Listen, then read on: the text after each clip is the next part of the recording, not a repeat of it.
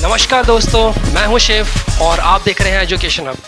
सबसे पहले मैं अपने सारे व्यूअर्स को थैंक्स कहना चाहता हूं क्योंकि हम आज की तारीख में 16,000 व्यूज़ क्रॉस कर चुके हो। आप कहेंगे सर 16,000 व्यूज़ तो बहुत कम होते हैं, लोगों के तो लाखों व्यूज़ जा चुके हैं। मेरे लिए 16,000 ही बहुत काफ़ी है, ठीक है। तो आप लोगों से रिक्वेस्ट है कि आप लोग पूरा वीडियो देखिए, राइट। सेकंड चीज़ ये है कि आप लोग इस वीडियो को शेयर करिए अगर आपको अच्छा लग रहा है, अगर आपको समझ में आ रहा है तो, ठीक है। ओके, तो अब नेक्स्ट टॉपिक आज का शुरू करते हैं और आपको याद दिला दूं कि हम लोग कहाँ पे हैं। ऑर्गेनाइजेशन ऑफ कॉमर्स में हम लोग हैं और उसमें फर्स्ट चैप्टर हम लोग कवर कर रहे हैं। लास्ट टॉपिक में आप लोगों ने देख लिया था उसके नेचर्स, और आज हम करने वाले हैं significance of principal of management, या फिर आप उसको कह सकते हो importance of principal of management, ठीक है। तो सिग्निफिकेंस एंड इंपॉर्टेंस, इन दोनों में से जो भी वर्ड आया उसमें आपको यही आंसर लिखना है, ठीक है। तो लास्ट वीडियो में मैंने आप लोगों को बताया था कि निमोनिक्स का इस्तेमाल आपको करना है। काफ़ी बच्चों के व्यूज़ आए, काफ़ी बच्चों के कमेंट्स आए कि निमोनिक्स का जो तरीका है काफ़ी बेटर है। तो वैसे ही शुरुआत करते हैं निमोनिक्स के थ्रू ही। सबसे पहले मैं आपको शॉर्ट फॉर्म बता देता हूँ, और एक चीज़ आप लोग पूरा वीडियो देखिए प्लीज़, क्योंकि कैसा है आप लोग बीच बीच में क्या करते हो कि वीडियो को स्किप कर जाते हो, ठीक है। तो स्किप मत करिए, क्योंकि जब तक आप लोग पूरा वीडियो नहीं देखोगे तब तक आपको पूरा फ़ायदा नहीं मिलेगा, ठीक है। ओके, तो आज का निमोनिक्स देख लेते हैं, या फिर पहले पॉइंट्स देख लें। पहले निमोनिक्स में आप लोग को बता देता हूँ, फिर उसके हिसाब से हम फिर बुक्स में जो सीक्वेंस पॉइंट दिए हैं वो कर लेंगे हम लोग, और आप लोग उससे बेटर निमोनिक्स बना सकते हो अगर आप थोड़े से उसके इंटरनल वर्ड या फिर एक दो पॉइंट छोड़कर या फिर ऊपर नीचे कर आप निमोनिक्स बहुत अच्छा बना सकते हो, मुझसे अच्छे बना सकते हो, ठीक है। आज का निमोनिक्स मैंने अलग अलग 2-3 निमोनिक्स देखे थे मैंने सर्च करते करते, तो 2-3 निमोनिक्स बन रहे हैं उसके, इसका मतलब तो क्या है देख लेते हैं। सबसे पहला निमोनिक्स क्या बना है, DESHP, ठीक है। DESHP मतलब पहले तो देश आ रहा है, देश, फिर P मतलब अपना प्रधानमंत्री, और फिर C से हम लोग कोरोना ले लेंगे, ठीक है। मतलब फुल फॉर्म क्या बन रहा है, देश के प्रधानमंत्री को कोरोना हुआ, या तो ऐसा बोल दो, या तो फिर ऐसा बोल दो कि देश के प्रधानमंत्री ने कोरोना के लिए रिसर्च करवाया। तो DESH देश, P प्रधानमंत्री और C कोरोना के लिए रिसर्च हुआ, या तो फिर आप जैसा बनाना चाहो वैसा बना सकते हो। और एक निमोनिक्स है कि देश का सबसे बड़ा राज्य कौन सा है, यूपी, ठीक है। देश का सबसे बड़ा राज्य है यूपी, तो फिर ये भी एक निमोनिक्स बनकर तैयार है, ठीक है। और उसके बाद एक और निमोनिक्स है उपदेश, मतलब ये 3 निमोनिक्स बने हुए हैं। इन तीनों में से जो आपको इजी लगे, जो आपको अच्छा लगे वो आप यूज़ कर सकते हो, ठीक है। अब बुक्स के सीक्वेंस के पॉइंट के हिसाब से हम लोग आगे बढ़ते हैं, और फिर लास्ट में एक बार रिवाइज करेंगे हम लोग निमोनिक्स के हिसाब से कि हाँ भी किस किस अल्फ़ाबेट की वजह से कौन से पॉइंट बनकर आते हैं, ठीक है। चलो शुरू करते हैं। फिर सबसे पहला पॉइंट क्या है, सिग्निफिकेंस हम लोग पढ़ रहे हैं, राइट। सबसे फर्स्ट पॉइंट आता है बुक्स के हिसाब से, provide useful insight to the manager. तो ये जो फर्स्ट पॉइंट है, provide useful insight to manager, ये पॉइंट क्या कहने की कोशिश करता है, this principle help manager to understand the organisation. मतलब ये पॉइंट ऑर्गेनाइजेशन को समझने में मैनेजर को हेल्प करता है।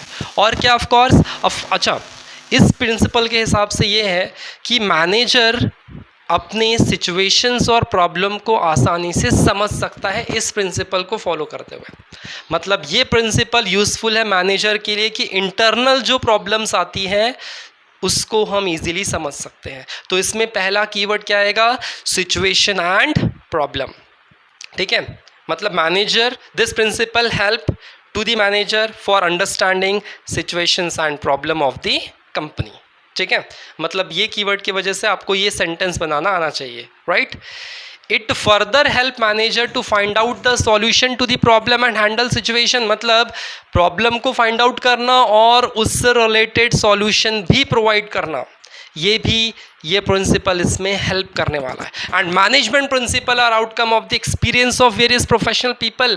आप खुद सोचो कि कंपनी में जितने बड़ी बड़ी कंपनियां हैं वहाँ पे जो मैनेजर लेवल पे लोग होंगे, ऑफिसर लेवल पे लोग होंगे, क्या वो ऐसे ही कोई किसी भी उठाकर किसी को बिठा दिया होगा क्या वहाँ पे? नहीं, वहाँ पे वो they are well professionals, educated professionals होते हैं, उनको काफ़ी एक्सपीरियंस होता है काम करने का। ठीक है, इसका मतलब उनके एक्सपीरियंस की वजह से वो प्रॉब्लम को समझ पाते हैं। And the use of this principle is leading manager about the manager in which should act in different situation। मतलब उनका जो प्रोफेशन है, वो जो प्रोफेशनल्स पीपल्स हैं, वो इजीली इन सब चीज़ों को, सिचुएशन को समझ पाते हैं और उसके हिसाब से सॉल्यूशन प्रोवाइड करते हैं, जिससे क्या हो, जिससे उनके जो रिसोर्सेज है वो प्रॉपरली यूज़ हो सके। ठीक है, और साथ में जो कंपनी का जो गोल है उसको आसानी से वो अचीव कर सकें।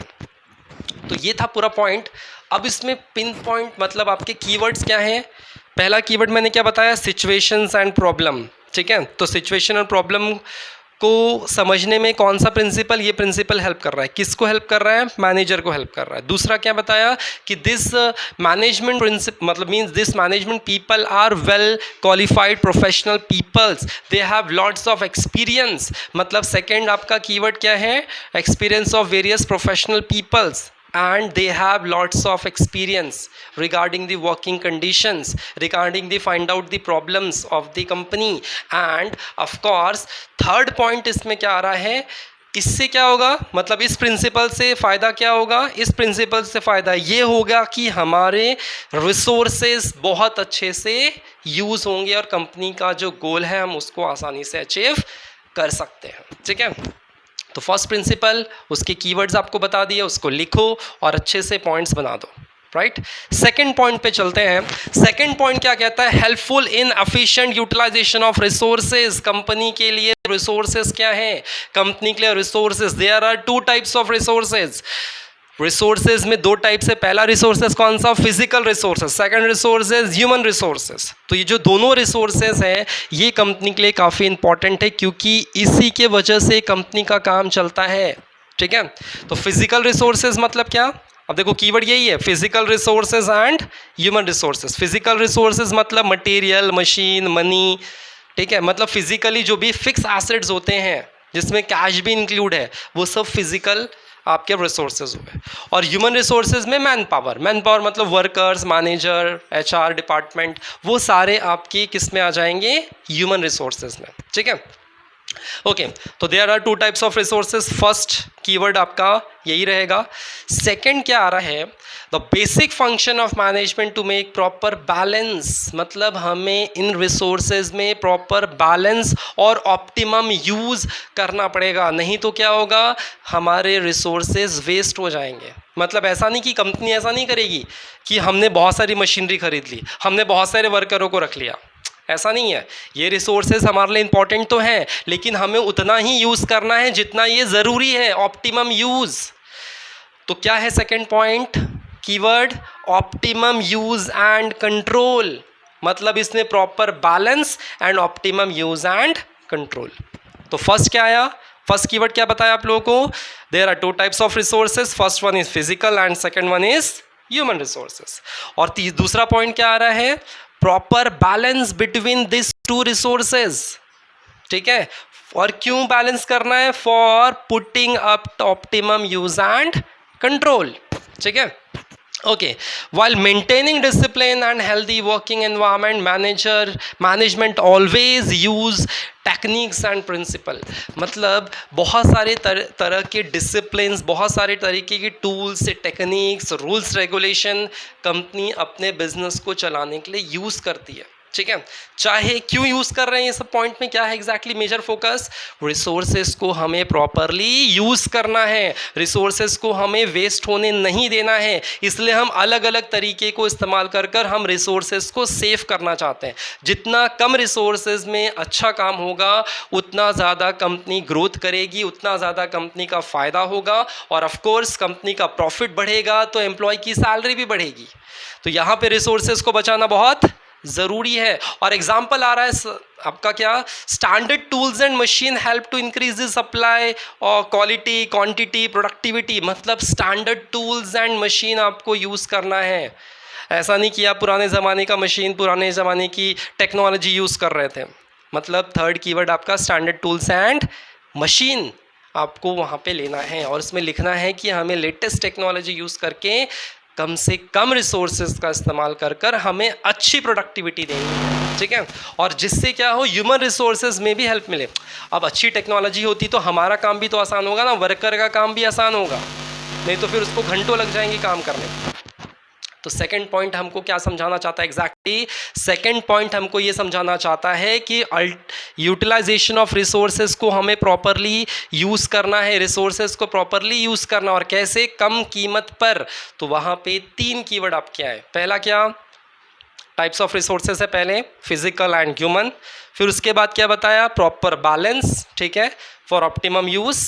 थर्ड क्या बताया, ऑफ कोर्स, कि स्टैंडर्ड टूल्स एंड मशीनरी को आपको यूज़ करना है, ठीक है। ये तीन कीवर्ड है इस पॉइंट के लिए, और इस पॉइंट का मतलब आपको समझ में आ चुका होगा कि इस पॉइंट में समझाने की कोशिश ये हो रही है कि रिसोर्सेज को हमें एफिशिएंटली यूज़ करना है, ठीक है। और ऑफ कोर्स इसमें कौन सा प्रिंसिपल हमें हेल्प कर रहा है, हमें ऑफ कोर्स क्या हेल्प कर रहा है, प्रिंसिपल ऑफ मैनेजमेंट। मतलब कहीं ना कहीं प्रिंसिपल ऑफ मैनेजमेंट का इंपॉर्टेंस है, क्योंकि हमें वो रिसोर्सेज को वेस्ट होने से हमें वो हेल्प करता है, ठीक है। ओके, थर्ड पॉइंट पे आते हैं। थर्ड पॉइंट क्या कहता है, साइंटिफिक डिसीजंस। मतलब साइंटिफिक डिसीजंस क्या है पॉइंट, इसमें क्या क्या इंपॉर्टेंट आएंगे वो देखते हैं फटाफट। Business organisation and scientific decisions mean systematic और बैलेंस डिसीजन। मतलब साइंटिफिक डिसीजन मतलब क्या होता है, सिस्टमैटिक तरीके से डिसीजन लेना और बैलेंस तरीके से डिसीजन लेना। मतलब ऐसा नहीं कि कंपनी कोई भी डिसीजन ले लेगी कोई कभी भी।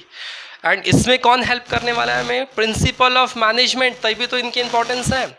Principal train the management to handle the critical situations. मतलब इसमें प्रिंसिपल ऑफ मैनेजमेंट मैनेजर को हेल्प करता है क्रिटिकल सिचुएशन को संभालने में, ठीक है। एंड अगर ये प्रिंसिपल हम यूज़ ना करें तो क्या प्रॉब्लम होगा पता है, मैनेजर ट्रायल और एरर मेथड यूज़ करते रहेंगे। ट्रायल और एरर मेथड क्यों यूज़ करते रहेंगे, क्योंकि उनको आइडिया नहीं होगा कि इस क्या करने से क्या होगा। तो क्या पहले ट्राई करके देखेंगे, अगर ट्राई सक्सेसफुल हो गया तो ठीक है, नहीं तो फेल हो जाएंगे तो फिर क्या, फिर से दूसरा मेथड, दूसरे तरीके। इस प्रिंसिपल को अगर हम यूज़ करते हैं, प्रिंसिपल ऑफ मैनेजमेंट को अगर हम यूज़ करते हैं तो हम इजीली किसी भी क्रिटिकल सिचुएशन से बाहर निकल सकते हैं, उसको इजीली टैकल कर सकते हैं, सॉल्व कर सकते हैं। नहीं तो अगर हम ये प्रिंसिपल ना यूज़ करें तो ये ट्रायल एंड मेथड यूज़ करते रहेंगे, ठीक है। इसका मतलब हम साइंटिफिक डिसीजन ले रहे हैं by using principal of management, ठीक है। और साथ में क्या बताया, ये जो प्रिंसिपल ऑफ मैनेजमेंट है ये हमें अल्टरनेटिव ऑप्शंस आपके सामने पेश करता है।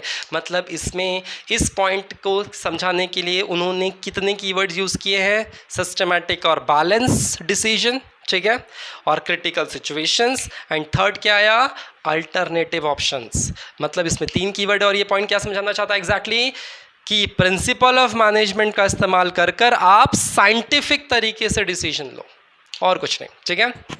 ओके, नेक्स्ट पॉइंट पे चलते हैं, understanding social responsibility. Social responsibility word आया है आप लोगों को स्टार्टिंग में, जब पहला वीडियो अगर देखा होगा आप लोगों ने तो सोशल रिस्पॉन्सिबिलिटी के बारे में हमने बात की थी। इसका मतलब ये प्रिंसिपल, जो प्रिंसिपल ऑफ मैनेजमेंट है, सिर्फ अपने बारे में नहीं सोचेगा, वो सिर्फ ऑर्गेनाइजेशन के बारे में नहीं सोचेगा, वो सोसाइटी के बारे में भी सोचेगा। अपनी कुछ सोशल रिस्पॉन्सिबिलिटीज़ है उसके बारे में, रिस्पॉन्सिबिलिटी सोसाइटी के प्रति, कि रिजनेबल प्रोडक्ट बनाना कम रेट में। इसका मतलब आर्टिफिशियल मोनोपोलिस्टिक सिचुएशन ना है। आर्टिफिशियल मोनोपोलिस्टिक सिचुएशन मतलब क्या, कि कभी कभी ऐसा होता है ना कि आपको मार्केट में किसी चीज़ों की कमी होने लगती है, तो उसमें कमी होने के कारण बहुत सारे होते हैं। एक तो वो उसका प्रोडक्शन कम हो रहा होगा, या फिर कंपनी इतना ज़्यादा स्टॉक अपने पास रख लेती है, उसको मार्केट में रिलीज़ नहीं करती, उसके वजह से भी शॉर्टेज होते हैं, ठीक है। आप कभी कभी देखो ना, कभी प्याज की कीमत बढ़ गई, कभी टमाटर की कीमत बढ़ गई, तो इसमें क्या फार्मर्स रिस्पॉन्सिबल है, नहीं, जो स्टॉक करके रखते हैं वो रिस्पॉन्सिबल है। स्टॉक करके रख लिया, मार्केट में कीमत बढ़ने दी, उसके बाद रिलीज़ किया, तो स्टॉक अगर अपने पास जमा करके रख लिया, इसी को कहा जाता है आर्टिफिशियल क्या, मोनोपोलिस्टिक सिचुएशन। तो ये आर्टिफिशियल मोनोपोलिस्टिक मतलब आर्टिफिशियली आपको चीज़ों की कमी नहीं दिखानी है, ठीक है। एक्चुअली हो तो कोई प्रॉब्लम नहीं, लेकिन आर्टिफिशियली नहीं दिखना चाहिए। फेयर रेम्यूनरेशन मतलब आपको ये भी दिया है कि आपको फेयर रेम्यूनरेशन देना है, किसको, अपने एम्प्लॉयज़ को, ठीक है। आपके यहाँ जो काम करते हैं ये भी रिस्पॉन्सिबिलिटी है।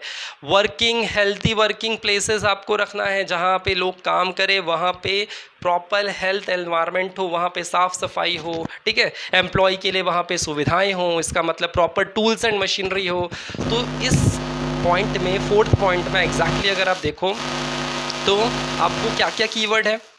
सबसे पहले क्या कीवर्ड आ रहा है एग्जैक्टली कि प्रॉपर गाइडेंस प्रोवाइड करता है मैनेजमेंट को, क्यों, सोशल रिस्पॉन्सिबिलिटी निभाते हुए, ठीक है। और फिर एग्जांपल आपको कोट करना है कि क्या क्या रिस्पॉन्सिबिलिटी है, फेयर प्राइजेस, आर्टिफिशियल वाला जो पॉइंट बताया वो, हेल्दी एनवायरनमेंट, फेयर रेम्यूनरेशन, ये सारे एग्जांपल कोड कर दिया तो आपका पॉइंट तैयार हो जाएगा, ठीक है। ये हुआ फोर्थ पॉइंट। फिफ्थ पॉइंट पे आते हैं कि क्यों ज़रूरी है। और फिफ्थ पॉइंट क्या कहता है, रिसर्च एंड डेवलपमेंट मतलब एनकरेज रिसर्च एंड डेवलपमेंट, मतलब प्रिंसिपल ऑफ मैनेजमेंट हमें एनकरेज करता है रिसर्च और डेवलपमेंट के ऊपर भी, मतलब यहाँ पे भी इंपॉर्टेंस कहीं ना कहीं इसका है।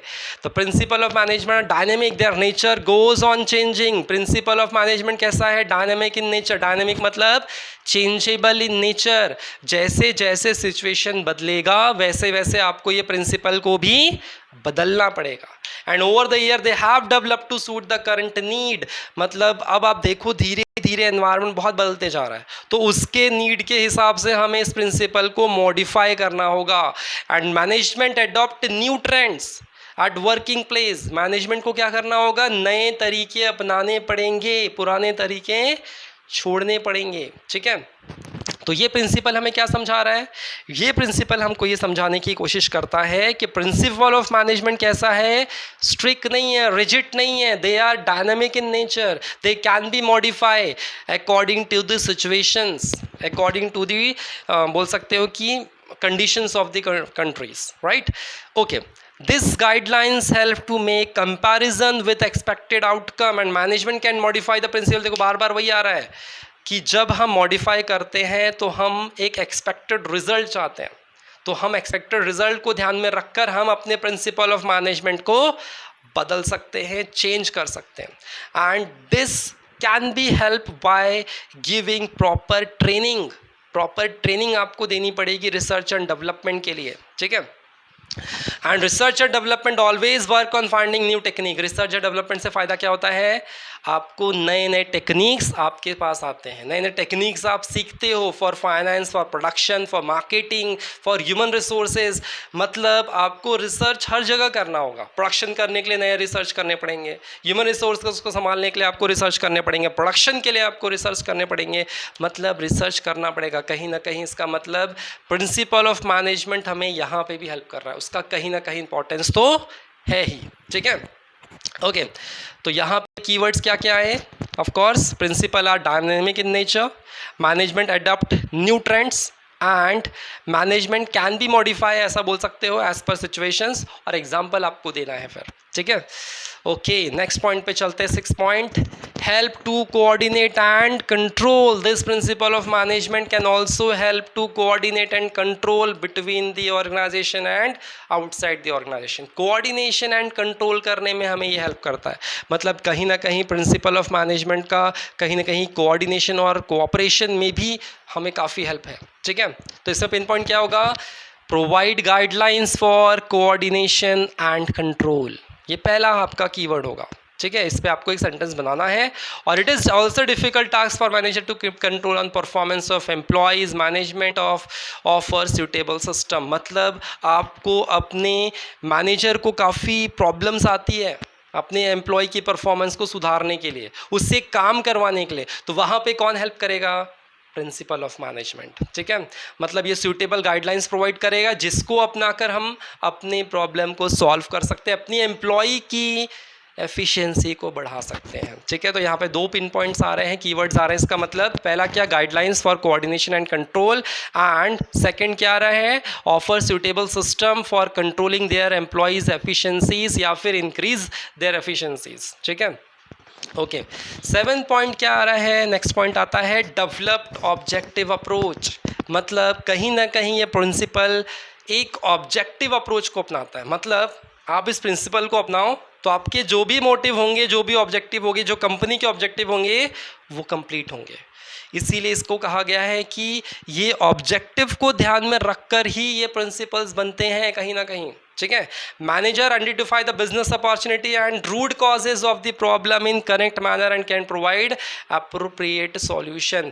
कहीं ना कहीं इसका मतलब ये प्रिंसिपल ऑब्जेक्टिव अप्रोच है, पहला कीवर्ड यही आएगा, ऑब्जेक्टिव अप्रोच। और इसमें मैनेजर अपनी नई नई अपॉर्चुनिटी को ढूंढते रहते हैं और प्रॉब्लम्स को करेक्ट करते रहते हैं, प्रॉब्लम को सॉल्व करते रहते हैं। ठीक है, और साथ में इस प्रिंसिपल को अगर हम अपनाते हैं तो हमें बिजनेस को करने का कॉन्फिडेंस और ज़्यादा बढ़ जाता है। तो 7 पॉइंट बताना चाहता है, ऑब्जेक्टिव अप्रोच है ऑफ कोर्स। ठीक है, हमें गाइडलाइंस प्रोवाइड करेगा, हमें अपने नए नए अपॉर्चुनिटी को ढूंढने में हेल्प करेगा और of course appropriate solution provide करेगा। तो इस तरह से ये 7 पॉइंट है। ठीक है, अब आप लोगों को शॉर्ट में जो मैंने बताया था उसके इस तरफ चलते हैं। तो डी जो हमने देश लिखा था, तो डी मतलब क्या, डेवलप ऑब्जेक्टिव अप्रोच, जो अभी मैंने पॉइंट किया। ई मतलब encourage research and development, D से आ रहा है। एस से क्या आएगा, साइंटिफिक डिसीजन, और एस से 2 वर्ड है, सोशल रिस्पॉन्सिबिलिटीज़। ठीक है, उसके बाद एच से क्या आएगा, helpful in efficient utilisation of resources. P से क्या आएगा, provide useful insight to manager. C से कोऑर्डिनेट एंड कंट्रोल। ठीक है, उसी तरीके से आप यहाँ पे भी अप्लाई कर सकते हो। डी से क्या होगा, ई से क्या होगा, यहाँ पे आप पुटअप करते जाओ, आपका आ जाएगा। मतलब जो हम लोगों ने निमोनिक्स आज का बनाया वो क्या है, देश के प्रधानमंत्री ने कोरोना पे रिसर्च करवाया, ये कर सकते हैं। ठीक है, तो डी से डेवलप ऑब्जेक्टिव, ई से encourage research and development, S से scientific and social responsibility, H से क्या होगा, efficient utilisation of resources, P से provide useful insight and C से control and coordinate and control. तो इस तरह से ये निमोनिक्स तैयार हुआ है। ठीक है, तो अब आप लोगों के पास शॉर्ट फॉर्म है ऑलरेडी, उसको नोट्स बनाओ, कीवर्ड्स को लिखो, शॉर्ट फॉर्म को लिखो, और अब आपकी तैयारी अच्छे से होनी चाहिए किसी भी हालत में। ठीक है, रोज के वीडियोस देखो, रोज के डाउट्स पूछो, रोज थोड़ा सा मतलब लर्न करने की भी कोशिश करो, क्योंकि आपके पास टाइम कम है। ठीक है, ओके, मिलते हैं नेक्स्ट वीडियो पे, तब तक के लिए